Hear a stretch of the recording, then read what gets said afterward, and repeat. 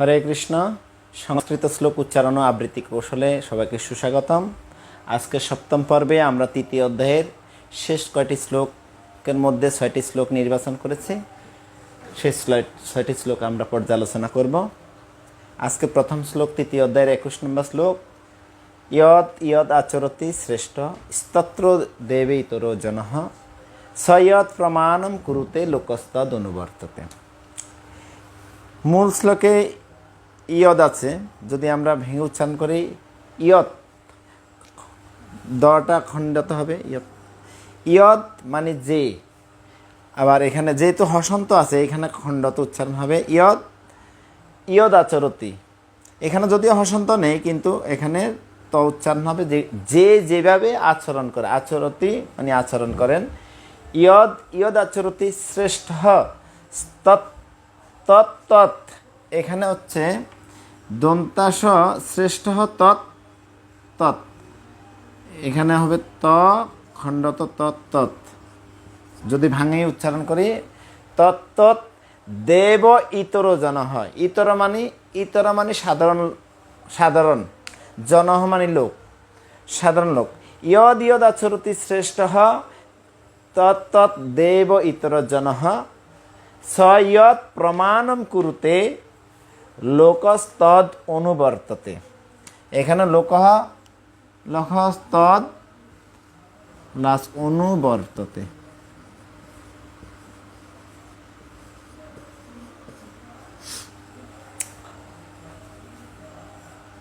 আর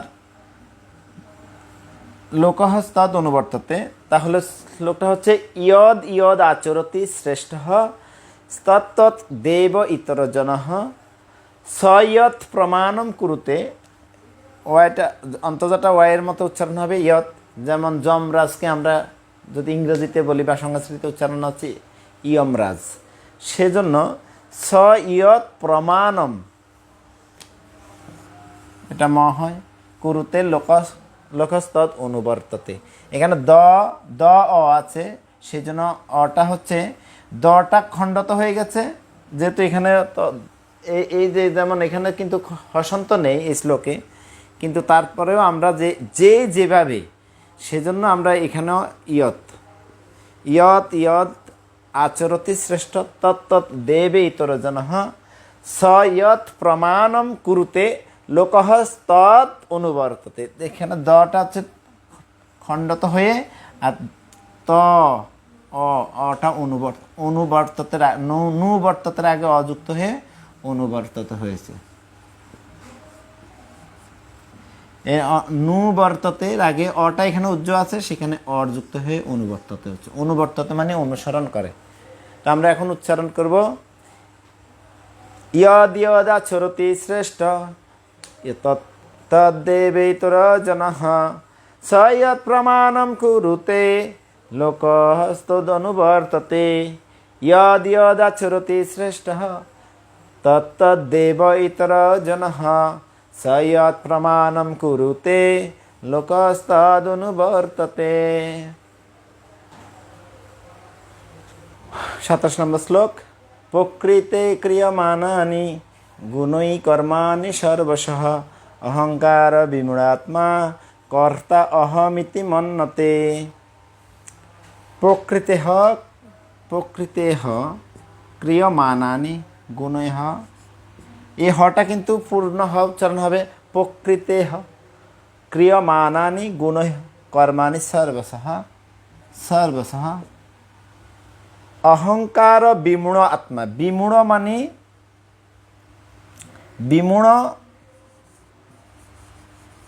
বিমূঢ় plus আত্মা। আসলে এই সংস্কৃত শ্লোক উচ্চারণে সন্ধি এবং সমাস বিষয়ে খুব দক্ষ হতে হয়। তো বিশেষ করে সন্ধি বিচ্ছেদে, যেমন এই যে আটা আছে, সেখানে আটা উজ্জ্ব আছে, স্বরয় স্বরে আ। তো বিমূঢ়া, এই আকারটা হচ্ছে আ, হ্যাঁ, সন্ধি বিমূঢ় যোগ আত্মা, বিমূঢ় আত্মা একসাথে হলে বিমূঢ় আত্মা এরকম হয়। বিমূঢ় প্লাস আত্মা, বিমূঢ় আত্মা।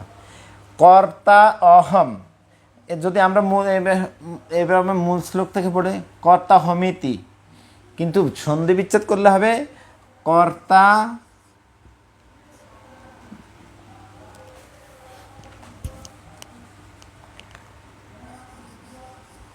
কর্তা প্লাস অহম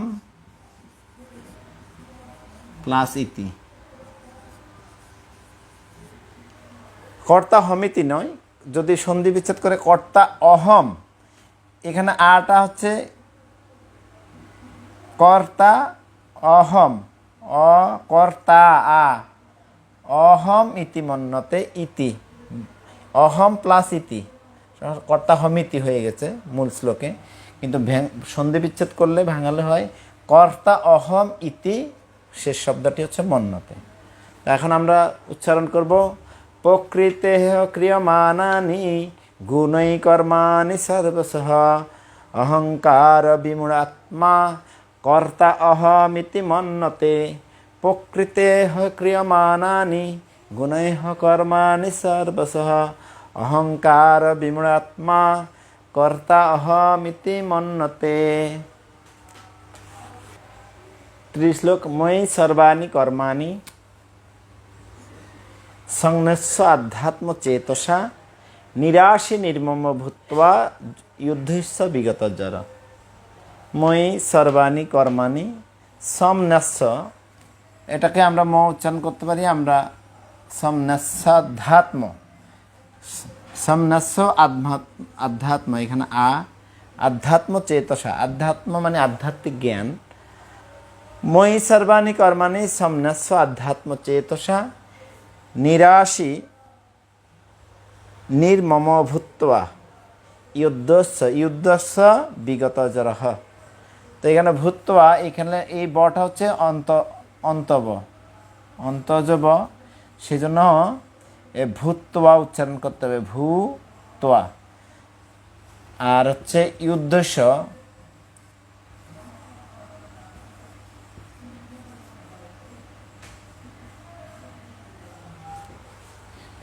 যুদ্ধস্য বিগতজরঃ। এই শ্লোকে তেমন কোনো জটিলতা নেই, এগুলো আগেরই উচ্চারণ করা আছে।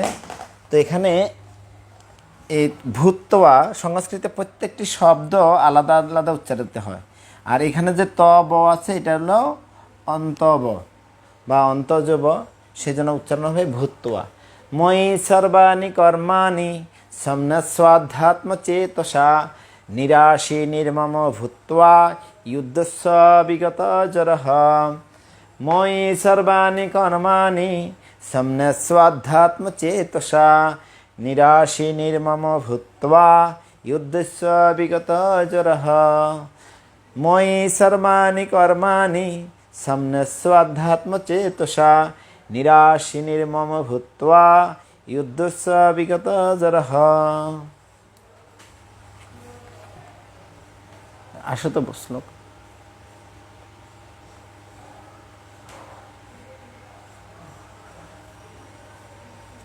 36 নম্বর শ্লোক, এটা হচ্ছে অর্জুনবাচ। অথ কেন প্রযুক্ত অয়ম পাপম চরোতি পুরুষঃ অনিচ্ছন্ন অপি বাষ্ণেয় বলাদিব নিয়োজিতঃ। অথ কেন প্রযুক্ত অয়ম, প্রযুক্ত অয়ম পাপম চরোতি পুরুষঃ অনিচ্ছন্নপি বাষ্ণেয় বলাদিব নিয়োজিতঃ।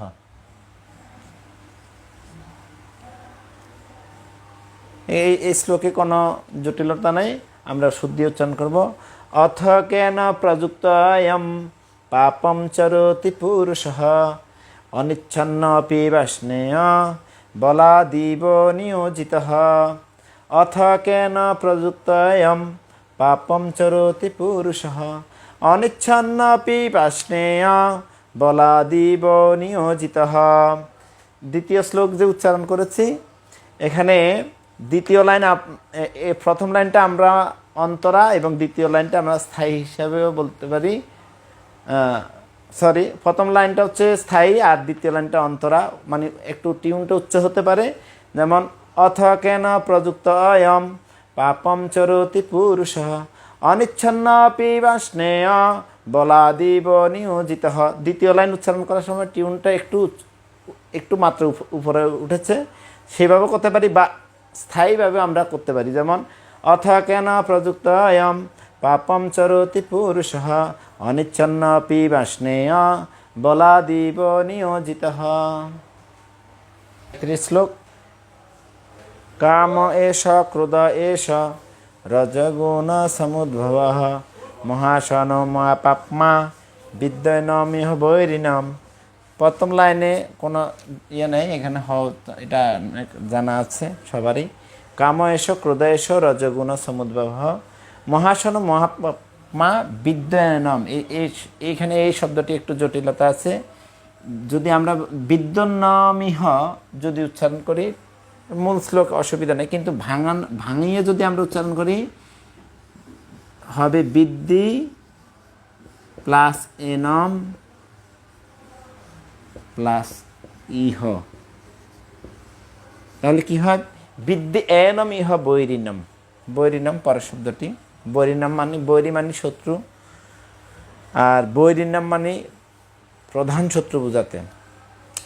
কাম এষ ক্রোধ এষ রজগুণ সমুদ্ভব মহাশন মহাপাপমা বিদ্যি এনমিহ বৈরিণম। বললাম এই লাইনটি আমরা অন্তরা হিসেবে বলতে পারি, এটা স্থায়ী। কাম এষ ক্রোধ এষ রজগুণ সমুদ্ভব মহাশন মহাপাপমা বিদ্যি এনম ইহ বৈরিণম। স্কেলটা উপরে, আর এখানে এই শব্দটি একটু জটিল আছে। বিদ্যি এনম প্লাস ইহ, এনম বিদ্যি প্লাস এনম প্লাস ইহ, বিদ্যন্নম ইহ। আর ভাঙালে হবে বিদ্যি এনম ইহ বৈরিণম। তো সবচেয়ে ভালো হয় আপনারা যদি শিল প্রভুপাদ ভাষ্যকৃত শ্রীমদ্ ভগবদ্গীতা যথাযথ এটি সংগ্রহ করেন, তাহলে এই সংস্কৃত উচ্চারণগুলো ভাঙিয়ে এত সুন্দর করে বাংলা অর্থ করা আছে, আপনারা নিশ্চয়ই অনেক উপকৃত হবেন।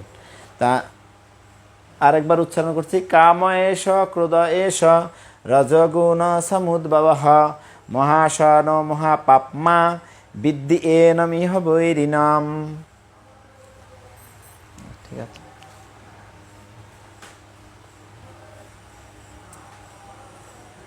আজকের শেষ শ্লোক, তৃতীয় অধ্যায়ের সর্বশেষ শ্লোক।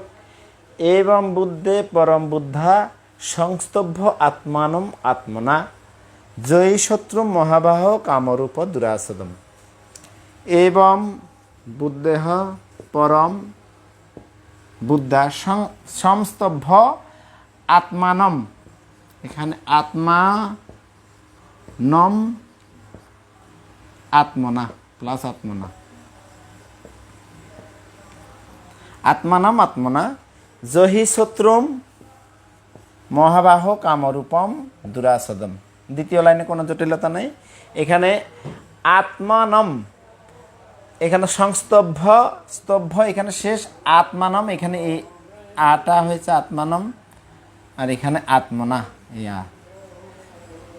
এবং বুদ্ধে পরম বুদ্ধা সংস্তভ্য আত্মনম আত্মনা জহি শত্রু মহাবাহ কামরূপম দুরাসদম। এখন আমরা উচ্চারণ করব। এবং বুদ্ধে পরম বুদ্ধা সংস্তভ্য আত্মনম আত্মনা জহি শত্রু মহাবাহ কামরূপম দুরাসদম। এবং বুদ্ধে পরম বুদ্ধা সংস্তভ্য আত্মনম আত্মনা জহি শত্রু মহাবাহ কামরূপ দুরাসদম। হরে কৃষ্ণ। গত ক্লাসে আমরা শেষ করেছিলাম যে জনকাদি রাজারাও কর্ম দ্বারাই সংসিদ্ধি প্রাপ্ত হয়েছেন, অতএব জনসাধারণকে শিক্ষা দেওয়ার জন্য তোমার কর্ম করা উচিত। তো আমরা কোনো কিছুর রেফারেন্স চাই যে এর আগে কে করেছেন, কি এমন বিষয় আছে। তো ভগবান এখানে দৃষ্টান্ত স্থাপন করেছেন যে পূর্বে মহামুনি ঋষিরাও বা জনকাদি রাজারাও শ্রেষ্ঠ ব্যক্তি যারা ছিলেন তারা এই ধর্মামৃতের পর্যবেক্ষণ করেছিলেন। তো এই শ্লোকে আজকে যে তৃতীয় অধ্যায়ের 21 নম্বর শ্লোক, এই শ্লোকে আজকে যে কয়টি শ্লোক আমরা আলোচনা করেছি। তো এই শ্লোকের মধ্যে কোন কোন শ্লোকে কি কি বিষয় আলোচিত হয়েছে প্রথমে আমি পর্যালোচনা করছি। তৃতীয় অধ্যায়ের 21 নম্বর শ্লোকে বলছেন যে শ্রেষ্ঠ ব্যক্তিকে অনুসরণ করা উচিত, কখনো তাকে অনুকরণ করা উচিত নয়। 22 থেকে 24 নম্বর শ্লোকে ভগবানের এই ত্রিজগতে কোনো কর্তব্য নেই, তবুও তিনি কর্ম করেন, কেন কর্ম করেন তার বর্ণনা দেওয়া হয়েছে। 25 থেকে 29 নম্বর শ্লোক পর্যন্ত জ্ঞানী এবং অজ্ঞানী ব্যক্তিদের মধ্যে পার্থক্য এবং জ্ঞানী ব্যক্তিদের বৈশিষ্ট্য বিশেষভাবে আলোচিত হয়েছে। 30 নম্বর শ্লোকে ভগবান অর্জুনকে বলছেন মমতাশূন্য, নিষ্কাম ও শোকশূন্য হয়ে সমস্ত কর্ম সম্পাদন করার কথা বলেছেন। 31 নম্বর শ্লোকে ভগবানের নির্দেশানুসারে কর্ম করলে তার কী ফল হয় এবং 32 নম্বর শ্লোকে ভগবানের নির্দেশানুসারে কর্ম না করলে তার ফলই বা কী হয় সেটি বর্ণনা করা হয়েছে। 33 নম্বর শ্লোকে ত্রিগুণের প্রভাব, 34 নম্বর শ্লোকে ইন্দ্রিয় এবং ইন্দ্রিয়ের বিষয়সমূহের প্রভাব, 35 শ্লোকে বর্ণাশ্রম ধর্ম, 36 নম্বর শ্লোকে অর্জুনের প্রশ্ন, 37 নম্বর শ্লোকে ভগবান সেই প্রশ্নের উত্তর দিয়েছেন এবং অর্জুনের প্রশ্ন হচ্ছে কেন আমরা 35 নম্বর শ্লোকে কেন আমরা অনিচ্ছা সত্ত্বেও পাপাচরণে প্রবৃত্ত হই, এটি ছিল অর্জুনের প্রশ্ন। 37 নম্বর শ্লোকে ভগবান উত্তর দিয়েছেন যে পাপাচরণে প্রবৃত্ত হওয়ার কারণ হচ্ছে এই জগতে কামের প্রভাব। 38 থেকে 40 নম্বর শ্লোকে বর্ণনা করা হয়েছে এই কামের প্রভাব কত দূরতিক্রম্য সেটি বর্ণনা করা হয়েছে এবং 41 থেকে সর্বশেষ শ্লোক 43 নম্বর শ্লোক পর্যন্ত বর্ণনা করা হয়েছে কামের প্রভাব থেকে মুক্ত হওয়ার উপায়, কিভাবে আমরা এই কামের প্রভাব থেকে মুক্ত হব। তো একটা বিষয় জ্ঞাতব্য আপনাদের যে আমরা প্রথম অধ্যায়ে শ্লোক সংখ্যা হচ্ছে 46 নম্বর, 46টা সংখ্যা 46 শ্লোক, দ্বিতীয় অধ্যায়ে 72 এবং তৃতীয় অধ্যায়ে 43 নম্বর শ্লোক, 43টা শ্লোক। তা আমরা 3টে অধ্যায়ের শ্লোক সংখ্যা আমরা জেনে গেলাম এবং যেহেতু প্রত্যেকটা অধ্যায়ের শেষ শ্লোক হচ্ছে সমাপ্তি শ্লোক এবং আমরা আলোচনায় অবশ্যই শেষ শ্লোকটি রাখবো আশা রাখি। তা আপনারা এটাও কোন অধ্যায়ে কতটি শ্লোক আছে সেটিও আপনারা শিখতে পারবেন এই আলোচনা থেকে। তো এখন আমরা আলোচনা করছি যে গত ক্লাসে আমরা আলোচনা করেছিলাম যে জনকাদি মুনি ঋষিরাও এই ধরনের কর্ম সম্পাদন করেছিলেন, সুতরাং আমাদেরও সেই উদ্দেশ্যে কর্ম করা উচিত। আজকে শ্লোকে ভগবান তারই দৃষ্টান্ত দিয়েছেন যে যজ্জদ আচরতি শ্রেষ্ঠ তৎ দেবে ইতর জনঃ সয়ৎ প্রমাণম কুরুতে লোকস্তদ অনুবর্ত। শ্রেষ্ঠ ব্যক্তি যা আচরণ করেন সাধারণ মানুষটা তারই অনুসরণ করেন, আর তিনি যা প্রমাণ বলে স্বীকার করেন সমগ্র পৃথিবী তারই অনুকরণ করেন। তো এখানে শিল প্রভুপাদ তাৎপর্যে লিখেছেন যে শ্রেষ্ঠ ব্যক্তিদেরকে কখনো অনুকরণ করা উচিত নয়, তিনি যেরূপ করেছেন সেরূপ কার্য করা উচিত নয়, কিন্তু তাকে অনুসরণ করা আমাদের বিদেহ। যেমন প্রভুপাদ তাৎপর্যে লিখেছেন ভগবান শ্রীকৃষ্ণ গিরিগোবর্ধন ধারণ করেছিলেন, কিন্তু আমাদের পক্ষে সেটি সম্ভব নয় কখনো গিরিগোবর্ধন ধারণ করা। দেবাদিদেব মহাদেব তিনি সমুদ্র মন্থনের সময় যখন গরল মানে বিষ, যখন বিষ উত্থিত হয়েছিল তখন দেবাদিদেব এই জগৎকে বিষের প্রতিক্রিয়া থেকে রক্ষা করার জন্য বিষ পান করেছিলেন। তো সেরকমভাবে আমাদের দেবাদিদেব মহাদেবকে অনুকরণ করে বিষ পান করা উচিত নয়। এবং প্রভুপাদ লিখেছেন কিছু কিছু মানুষ এই মহাদেবকে অনুকরণ করে তারা ধূমপান করে, অবশেষে তারা মৃত্যুর দিকে ঢলে পড়ে। তো সেই জন্য শ্রেষ্ঠ ব্যক্তিকে কখনো অনুকরণ করা উচিত নয়, তাদেরকে অনুসরণ করা উচিত।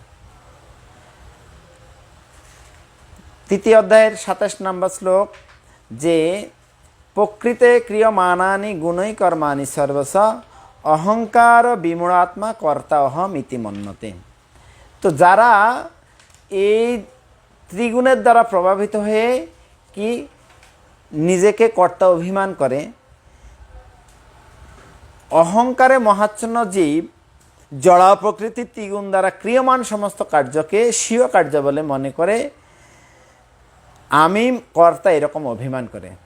তো যারা কর্তা অভিমান করে তারা কিসের প্রভাবে? এই তিনটি গুণের প্রভাবে, সত্য রজঃ তম এই তিনটি গুণের প্রভাবে তারা কর্ম করে। আর এই তিনটি গুণের কর্মের ফলেই, হ্যাঁ, এটা হচ্ছে এই তিনটি গুণের কর্ম ফল হচ্ছে বন্ধন। ভগবান দ্বিতীয় অধ্যায় বলেছেন ত্রৈগুণ্য বিষয়বেদা নিস্ত্রৈগুণ্য ভব অর্জুন। হে অর্জুন, তুমি এই বেদে যে তিনটি গুণের কথা বর্ণনা করেছে সেই তিন গুণের ঊর্ধ্বে উত্তীর্ণ হওয়া, সেটাকে বলা হয় গুণাতীত স্তর। তো এই যে আমরা এই তিনটি গুণের দ্বারা ক্রিয়ামান হয়ে নিজেকেও কর্তা অভিমান করি, সেই অভিমান থেকে মুক্ত হওয়ার কথা ভগবান এখানে বর্ণনা করেছেন।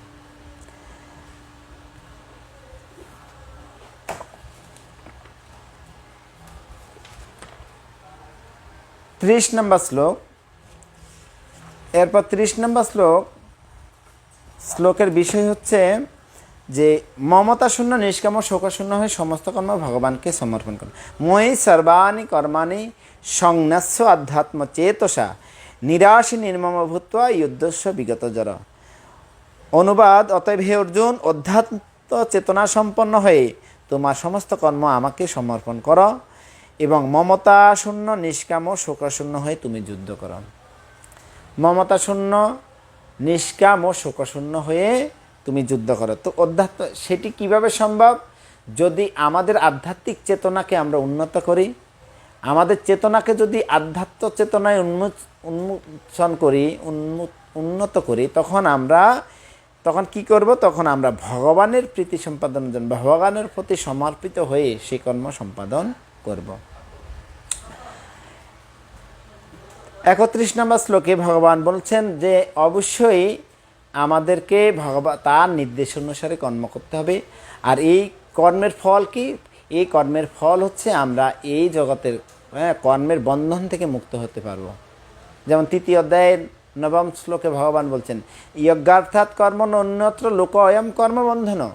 বিষ্ণুর প্রীতি সম্পাদন ব্যতীতই আমরা কর্মের বন্ধনে আবদ্ধ হই। অতএব কি যজ্ঞার্থাৎ কর্ম নত্র লোকায়ম কর্ম তদর্থম কর্ম কোনতে মুক্ত সঙ্গ সমাচর। সেই জন্য বিষ্ণু প্রীতি সম্পাদন করার জন্য আমাদের কর্ম করা উচিত, তাহলে আমাদের আর কর্মের বন্ধন থাকবে না। তো এখানে ভগবানের নির্দেশ অনুসারে কর্ম করলে কি হয়? আমরা কর্মের বন্ধন থেকে মুক্ত হব। আর ভগবানের নির্দেশ অনুসারে আমরা যদি কর্ম সম্পাদন না করি, 32 নম্বর শ্লোকে বলছেন ভগবান যে পালন করনাথ সমস্ত জ্ঞান থেকে তারা বঞ্চিত হবে। কি জ্ঞান? আধ্যাত্মিক জ্ঞান থেকে, এবং বিমূঢ় ও পরমাত্ম লাভের সকল প্রচেষ্টা থেকে ভ্রষ্ট হবে। হ্যাঁ, যারা অসূয়াপূর্বক অর্থাৎ হিংসাপূর্বক আমার এই উপদেশ পালন করে না, তাদেরকে সমস্ত জ্ঞান থেকে বঞ্চিত, বিমূঢ় এবং পরমার্থ লাভের সকল প্রচেষ্টা থেকে ভ্রষ্ট বলে জানবে। তাহলে আমরা যারা ভগবদ্ভক্তি অনুশীলন করছি না বা ভগবানের নির্দেশ অনুসারে কর্ম করছি না, তাহলে আমাদের কোনো আধ্যাত্মিক জ্ঞান থেকে বঞ্চিত হব, পরমার্থ লাভে আমরা সচেষ্ট হব না, আমরা ব্যর্থ হব।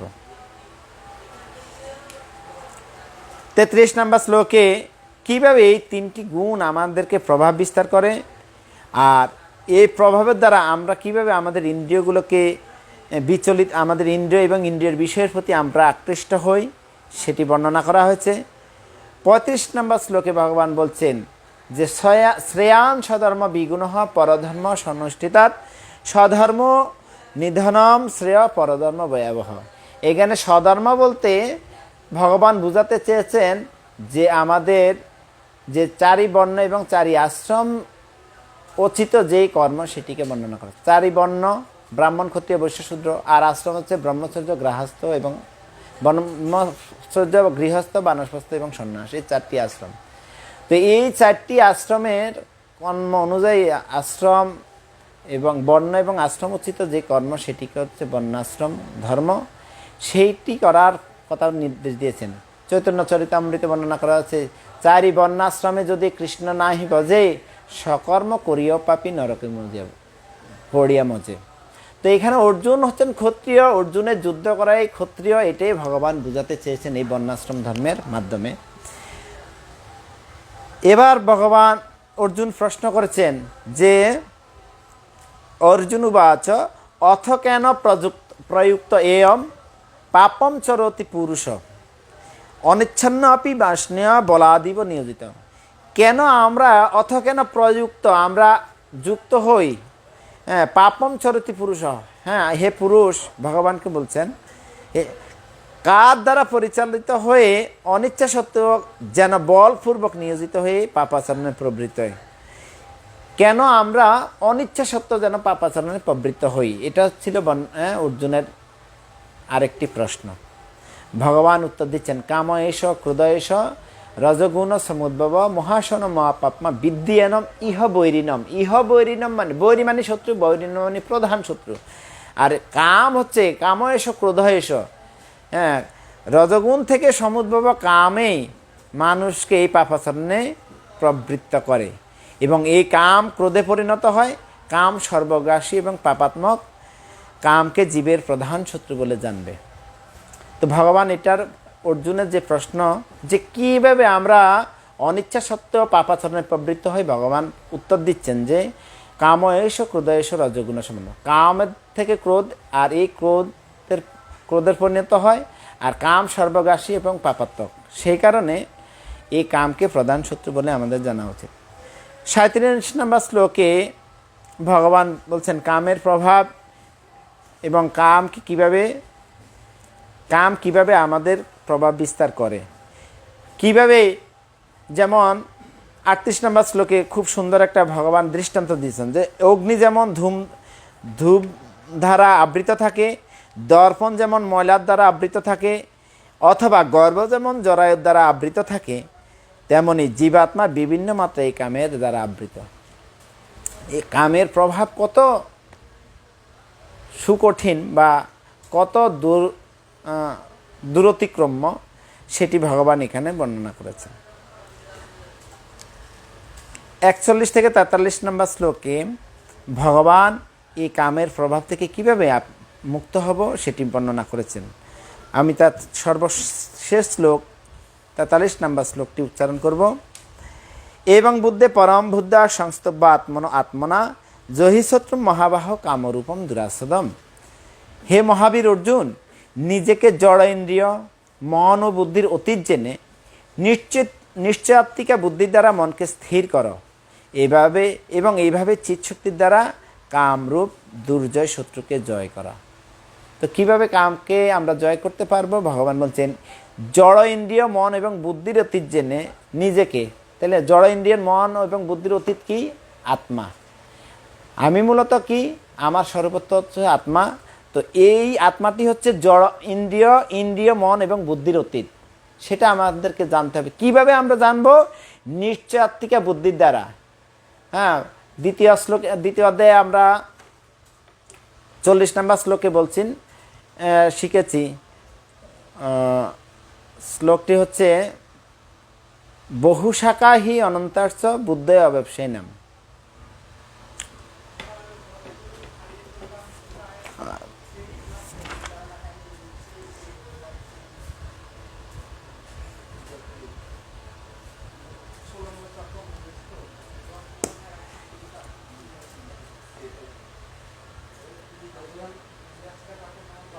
ব্যবসায়াত্মিকা বুদ্ধি সমাধান বিধিয়তে। ব্যবসায়াত্মিকা বুদ্ধি বলতে নিশ্চয়াত্মিকা কৃষ্ণভক্তি। তো সেই নিশ্চয়াত্মিকা কৃষ্ণভক্তি, নিশ্চয়াত্মিকা বুদ্ধি মানে নিশ্চয়াত্মিকা কৃষ্ণভক্তি, সেটা হচ্ছে নিশ্চয়াত্মিকা বুদ্ধি। এই বুদ্ধির দ্বারা মনকে স্থির করতে হবে এবং এইভাবে আমরা চিৎ শক্তির দ্বারা, আমরা যখন আধ্যাত্মিক চেতনা অধিষ্ঠিত হব, তখন আমরা একটা আধ্যাত্মিক শক্তি, চিৎ শক্তি মানে আধ্যাত্মিক শক্তি আমরা লাভ করব। আর সেই শক্তির দ্বারা আমরা এই কামের প্রভাব থেকে কামরূপ দুর্জয় শত্রুকে আমরা জয় করতে পারব। তো এখানে তৃতীয় অধ্যায়ের যে কর্ম এবং কর্মযোগের মধ্যে পার্থক্য নির্দেশিত হয়েছে। কোন কর্ম আমাদের বন্ধনের কারণ আর কোন কর্ম আমাদের বন্ধনে মুক্তির কারণ, সেটি বর্ণনা করা হয়েছে। আর আমরা কেন বন্ধ দশা প্রাপ্ত হই, তার প্রধান হিসাবে ভগবান এই অধ্যায়ে বর্ণনা করেছেন কাম হচ্ছে আমাদের প্রধান শত্রু, যার দ্বারা আমরা এই নিশ্চয়তিকা বুদ্ধি বা কৃষ্ণ ভক্তিতে দৃঢ় নিশ্চয় হতে পারি না, বা আমাদের মনটা স্থির হয় না, আমাদের স্বরূপ সম্বন্ধে আমরা অবগত হই না।